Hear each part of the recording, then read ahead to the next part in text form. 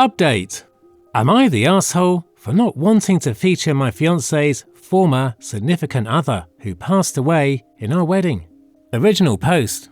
Trigger warning for loss and death. My fiance was engaged for about a month to his high school sweetheart when she passed away in a tragic freak accident. For personal reasons, I don't want to get into how it happened, but it was no one's fault. This was maybe 6 years ago. Just for the purpose of the post, I'll call her Mandy. My fiance has been very open about this loss and how it has affected him throughout our relationship. I know he misses her, and the memories he has with her are important and special. I don't want to take away anything or demean the relationship, and I've always been there for him on hard days and supported him when he needed it. We got engaged last year. The date is to be decided, still for obvious reasons. It was very emotional for both of us, and we've been really happy. But since planning the wedding, I've been feeling like I'm not only planning it for myself,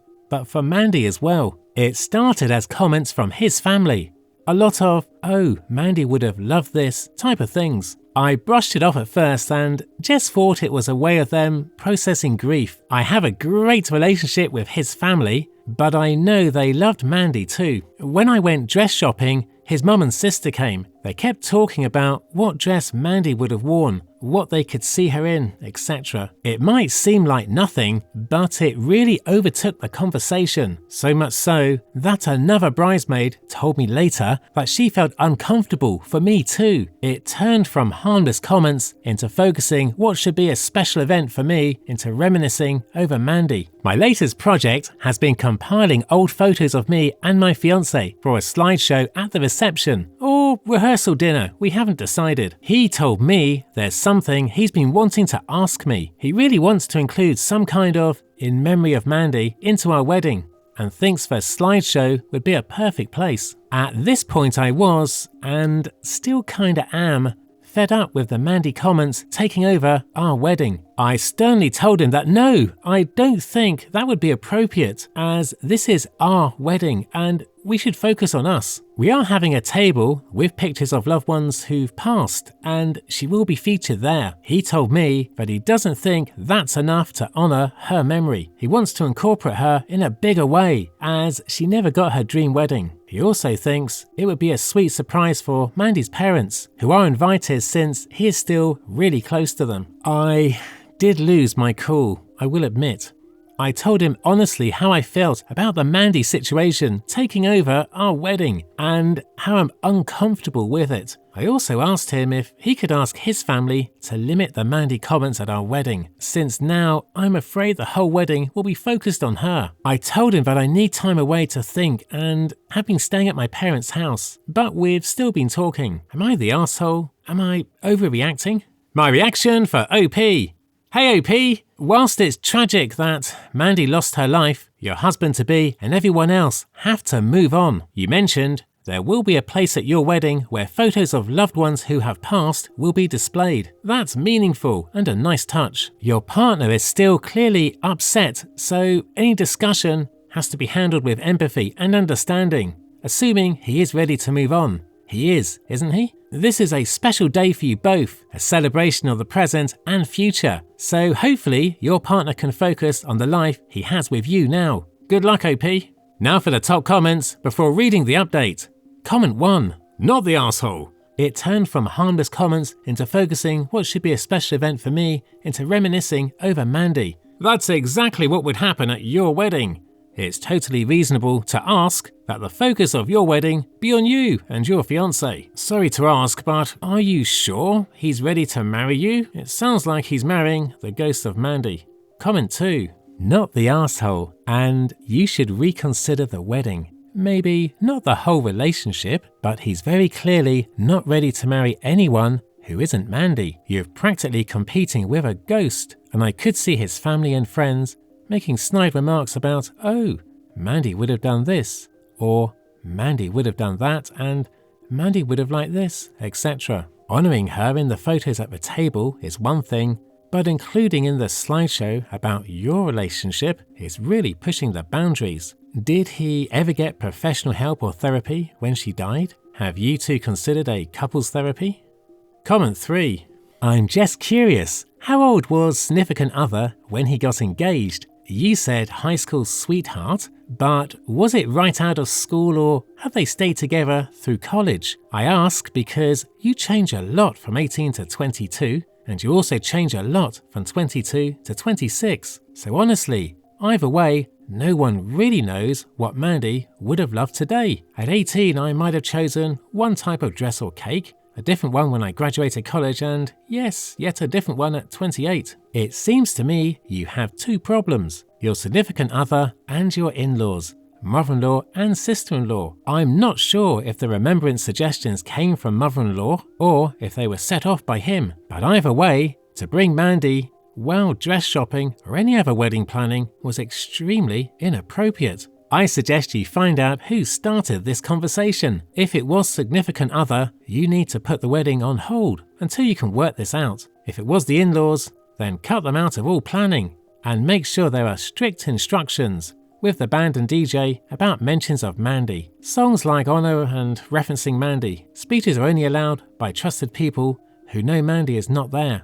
Now for the update. Thank you to everyone for the kind words. I've had a lot to digest over the past few days. I did try to post a separate update, but was told to just add it under my original, so I'll try to put a condensed version under here. The wedding is postponed indefinitely, but we are still together and working through things. He was defensive about the situation at first, but eventually came around. We both agree that couples therapy is needed and are in the process of starting that. As for his family, they are deeply sorry, mostly his mum. When I went to talk to her about it, she was really in tears. Mandy was like a daughter to her, so she said, and she just hasn't gotten over losing her yet. I talked to her about therapy. She told me she didn't want to go after Mandy died, and she agrees it's something to look into now, though not sure if anything concrete has come of it. I can't say that I feel 100% better about the situation, and I think that my relationship with his mum now has a bit of a strain on it, even if she did apologise. But I'm hoping to work through these things in therapy, and if I can't, or my fiance can't, then I'll just have to do what's best for me and end the relationship. Story 2. Am I the arsehole for kicking my sister out of my wedding because she did not follow the colour scheme? Plus update. Original post. When I, 25 female, was 9, my parents adopted my sister, Jen, who was 7 at the time. Jen was thin and fearful due to being neglected. We did everything to make her feel loved. We bought her lots of toys. Everything Jen wanted, she got. When my parents asked me to move to the smaller bedroom so Jen could have my room, I was happy to. When they asked if I would let Jen pick the decorations and cake for my upcoming birthday, I agreed. I was so happy to have a sister, and I understood why my parents gave her special treatment. Only the treatment didn't stop. For years, every trip we went on, we had to do what Jen wanted to do. We had to eat where she wanted to eat. And she got to plan all my birthday parties. If she didn't get what she wanted, she threw a tantrum. I still felt loved and cared for by my parents. They drove me to practices, bought me things, cooked meals for me, spent quality time and gave me advice. But I was always second to Jen. As I got older, I did everything I could to leave the house. I got my first job when I was 12. I vacationed with friends instead of family. I played 3 different sports and did band. I took my driver's test the day I turned 16 and bought a car the day after. I went to college on the other side of the country. Now that I make good money, I do things I missed as a child. I take fancy vacations and throw elaborate parties as I please. My wedding was no exception. My fiance, Kip, and I wanted everything to be perfect. We thought it would be fun to have a colour scheme. My favourite colour is yellow and his is blue. So my guests would wear yellow, his would wear blue, and mutual friends would wear green. I picked out a dress with green and embroidered details, and he picked a buttonniere with green flowers. When Jen found out about this, she was mad. I didn't know this, but she hates yellow, and it washes her out. She told me under no circumstances would she wear yellow. I shrugged and said that was fine. I would just kick her out as she did not wear yellow. There was no further discussion. But on my wedding day, Jen came in a purple dress. I told her to leave immediately. The color scheme was perfect and she ruined it. Jen refused to leave until I threatened to call security. The rest of the wedding went smoothly, but afterwards, my parents were furious with me for kicking Jen out. I told them that I warned her she would be kicked out if she didn't follow the color scheme.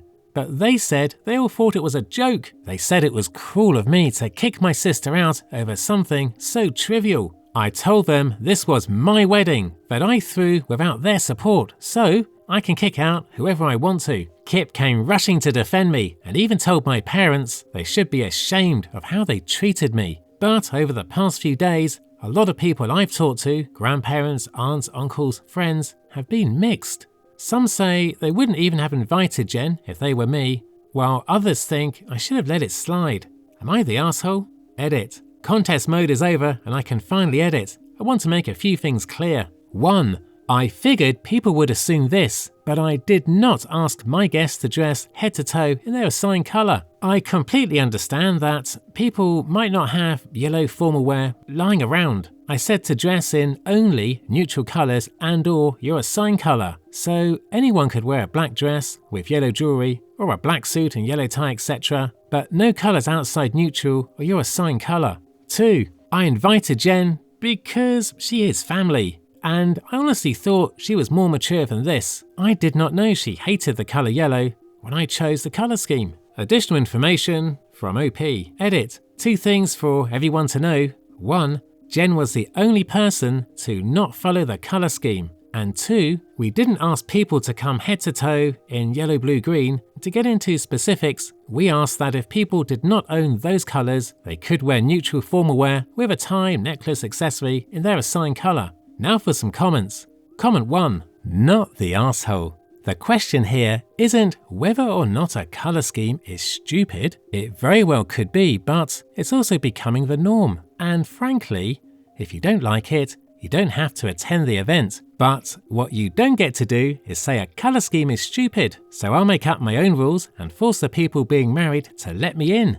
Jen was stupid here. OP, you did the right thing in kicking her out. Her feelings that she can dictate the rules for your wedding aren't any worse than you having those rules in place. In short, F Jen. She got what she wanted in the end. Comment 2. Not the asshole. I have been to weddings where the bride and groom wanted a colour scheme. To date, I have not known of anyone who had such a problem that they showed up in a different colour just for spite. Because make no mistake about it, that is exactly why your sister showed up in purple, pure spite. If the colour yellow was really the problem, she could have asked to wear blue. Instead, she showed up in purple with the express intention of upstaging the bride and groom and causing a scene, knowing all the time that your parents would back her up. Your parents have been shitty to you ever since your sister showed up. Time to call them and your sister out for their obnoxious behaviour and blatant favouritism. Now for the update.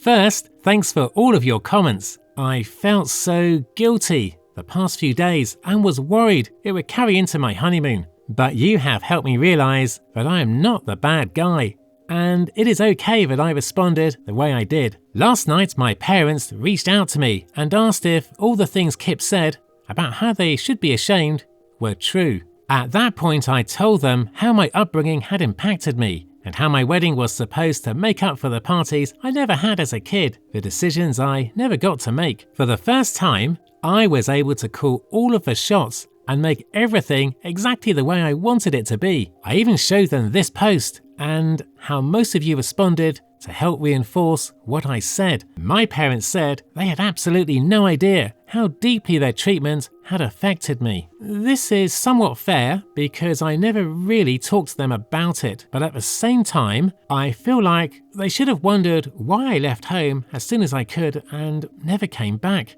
and hardly ever called them. They said they feel so sorry about it, and are now planning a vacation with them, myself and Kip for next summer to make up for it. I'm trying not to get my hopes up, but at least now it looks like they're making an effort. As for Jen, according to my parents, she really struggled to make friends in middle and high school. I didn't know this because I practically lived with my high school boyfriend my sophomore and junior year of high school. I then graduated early, and Jen repeated a year in elementary school due to trauma, so we were 5 grades apart, despite only being 2.5 years apart. My parents tried putting her in therapy, but she wouldn't cooperate. College was a slap in the face for her when she realized the world didn't revolve around her. She had to live in the same 7x9 room with plaster walls and linoleum floors as everyone else. She dropped out after a year and tried getting a job, but got fired after a few months. At that point, my parents realized they'd really effed up. They told Jen she had to go either to intensive therapy or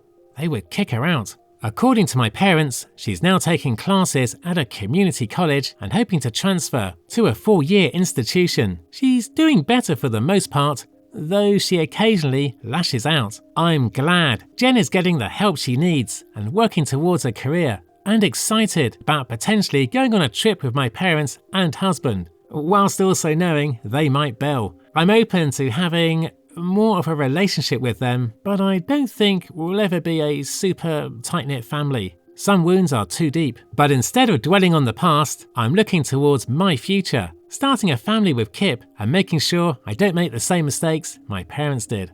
That's all for today. If you enjoyed this story, please like the video and share your thoughts in the comment section down below. Thank you.